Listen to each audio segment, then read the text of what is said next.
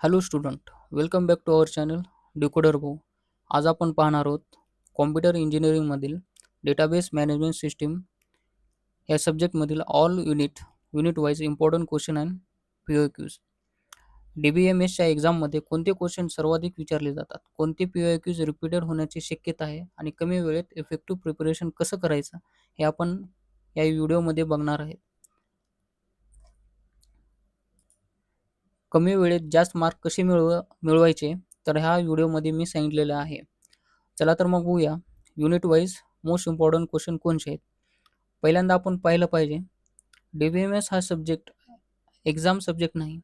आज प्रत्येक software application, website, mobile application, banking system, hospital management system, e commerce website सगळीकडे database वापरला जातो. विदाऊट डेटाबेस डेटा स्टोअर करणे, मॅनेज करणे आणि रिटर्न करणे जवळजवळ इम्पॉसिबल आहे. So DBMS is one of the most important subject for प्लेसमेंटसाठी, टेक्निकल इंटरव्ह्यूसाठी, सॉफ्टवेअर डेव्हलपमेंटसाठी आणि हायर स्टडीजसाठी. आणि म्हणूनच हा सब्जेक्ट एक्झाम आणि करिअरच्या पॉईंट ऑफ व्ह्यूने खूप इम्पॉर्टंट आहे. या PDF मध्ये मी most important question, frequently repeated questions, unit wise preparation, exam oriented question दिलो आहे तुम्हाला. चला तर मग बघूया युनिट 1 मध्ये introduction to database management system. या युनिटमध्ये आपण शिकणार आहोत डेटाबेस म्हणजे काय, DBMS म्हणजे काय, advantages of DBMS, database architecture, data models, schema and instance, entity relationship model. हा युनिट पूर्ण सब्जेक्टचं फाउंडेशन आहे.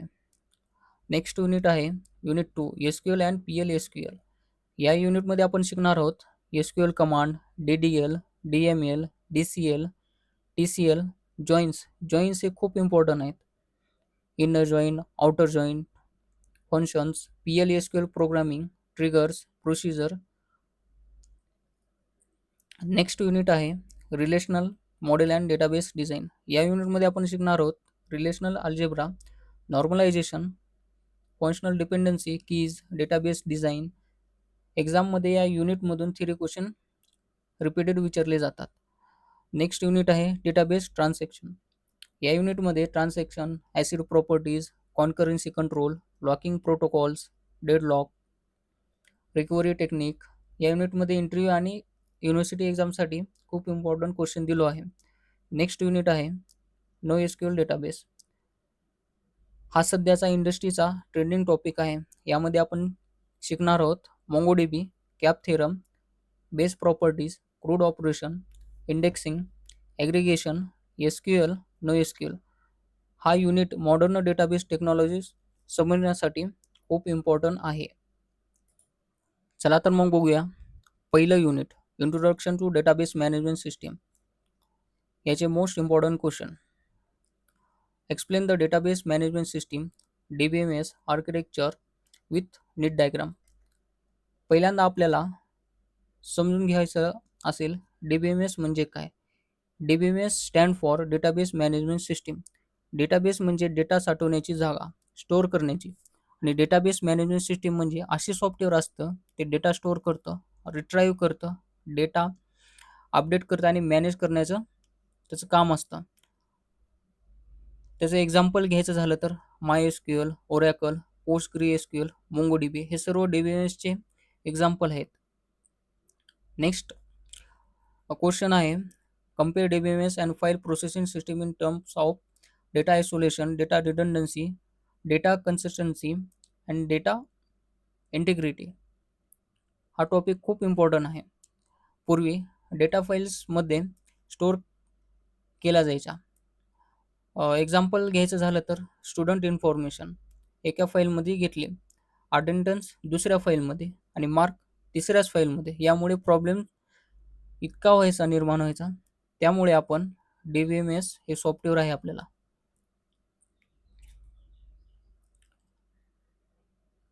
नेक्स्ट आहे draw architecture of DBMS system and explain function of following component, storage manager आणि क्युरी प्रोसेसर. DBMS आर्किटेक्चर हा unit 1 मधील सर्वात महत्त्वाचा टॉपिक आहे. आर्किटेक्चर म्हणजे DBMS इंटरनली कसे काम करतं, त्याचे कंपोनंट कोणते आहेत. कंपोनंट म्हणजे स्टोरेज मॅनेजर, क्युरी प्रोसेसर हे कंपोनंट आहेत DBMSचे. पहिल्यांदा काय करतं, युजर क्युरी देतो, त्याच्यानंतर क्युरी प्रोसेसर त्या क्युरीला प्रोसेस करतो आणि स्टोरेज मॅनेजर डेटाबेसमधून डेटा एक्स्ट्रॅक्ट करतो आणि रिझल्ट युजरला देतो. स्टोरेज मॅनेजर म्हणजे काय असतं, स्टोरेज मॅनेजर डेटाबेसमधील डेटा फिजिकली मॅनेज करतो, हँडल करतो. याचं मुख्य काम काय आहे, त्याचं डेटा स्टोरेज करणं, डेटा रिट्रायव्हल करणं, ऑथरायझेशन आणि फाईल मॅनेजमेंट करणं, हे काम स्टोरेज मॅनेजर डेटाबेसचं आहे. नेक्स्ट आहे क्युरी प्रोसेसर. क्युरी प्रोसेसर म्हणजे काय, जेव्हा युजर SQL क्युरी एक्झिक्यूट करतो तेव्हा क्युरी प्रोसेसरची प्रोसेस होते. त्याचे फंक्शन कोणते आहेत, query parsing, query optimization, query execution. Next question आहे data abstraction and data independence. Data abstraction म्हणजे काय, डेटा ॲब्स्ट्रॅक्शन म्हणजे युजरला आवश्यक तेवढीच माहिती आपल्याला दाखवली पाहिजे. मोस्ट इम्पॉर्टंट एक्झाम्पल दिलं तर मी तुम्हाला समजेल. एटीएम वापरताना आपण फक्त आपल्याला बॅलन्स दिसतं, पण त्याच्या मागलचा डेटा कसं स्टोअर आहे ते आपल्याला दिसत नाही.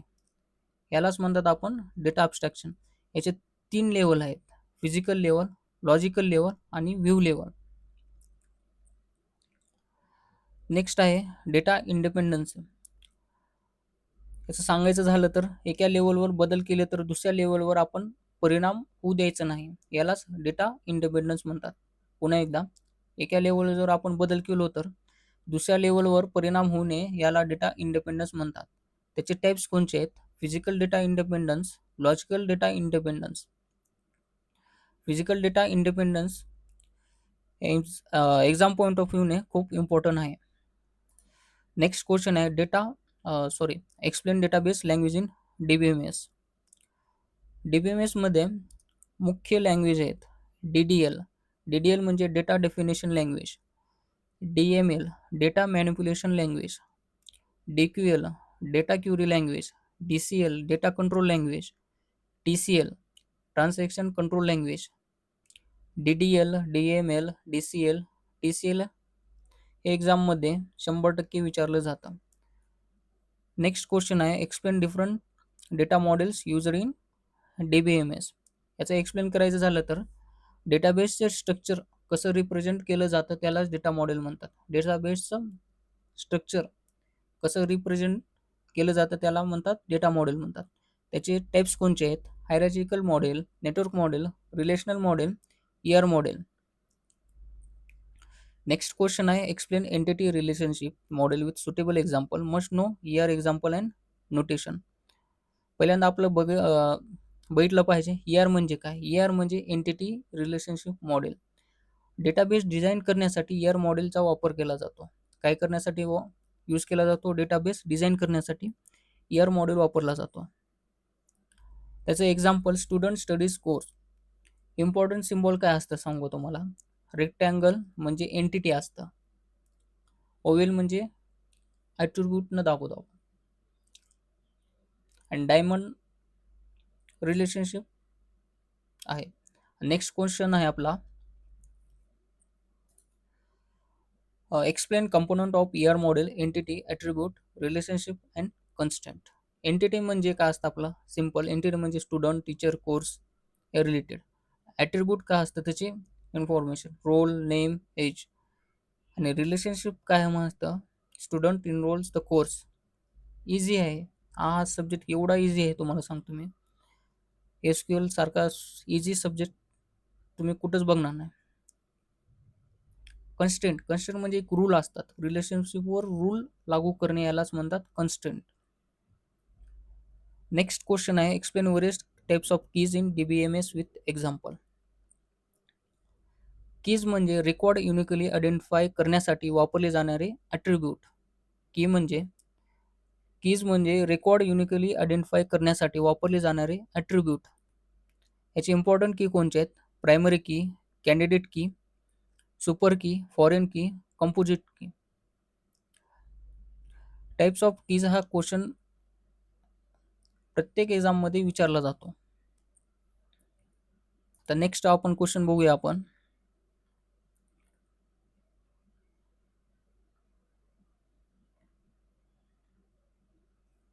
Explain strong entity and weak entity with example.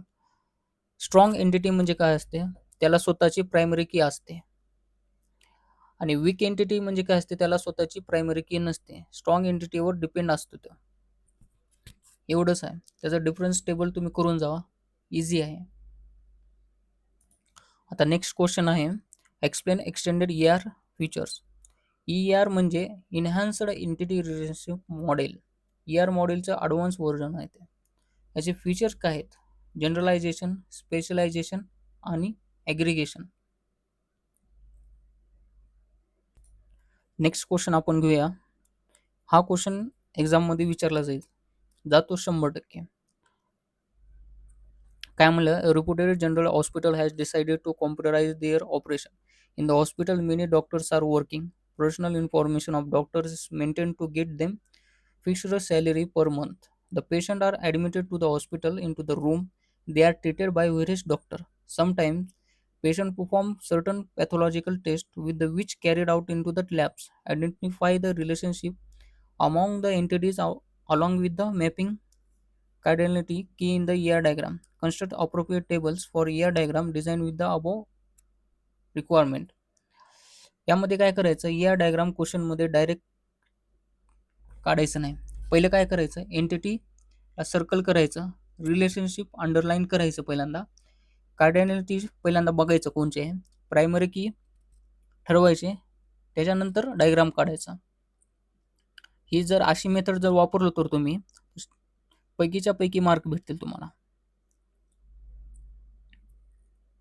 Easy आहे, बघून घ्या तुम्ही. तर सांगायचं झालं तर एंटिटी काय आहे इथं, डॉक्टर, पेशंट, रूम, लॅब आणि टेस्ट. रिलेशनशिप्स काय आहे, doctor treat patient, patient admitted in room. Next patient perform the test, test carried out in the lab. हे काय रिलेशनशिप आहेत.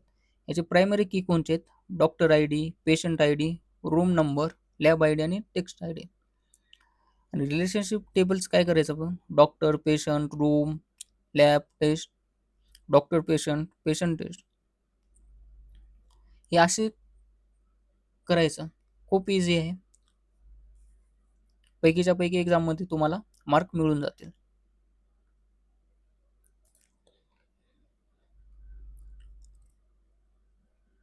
Most important question for exam. जर तुमच्यासाठी टाइम कमीच आहे, ते 4 दिवस असतील, परवा एक्झाम असेल, तर तुम्ही एवढेच टॉपिक करू शकता.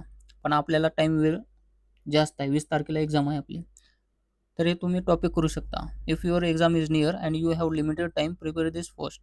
Purpose of DBMS file system, DBMS architecture, database language, DDL, DML, DCL, TCL. ER model with example, types of keys सांगितलं तुम्हाला. इझी आहे सब्जेक्ट.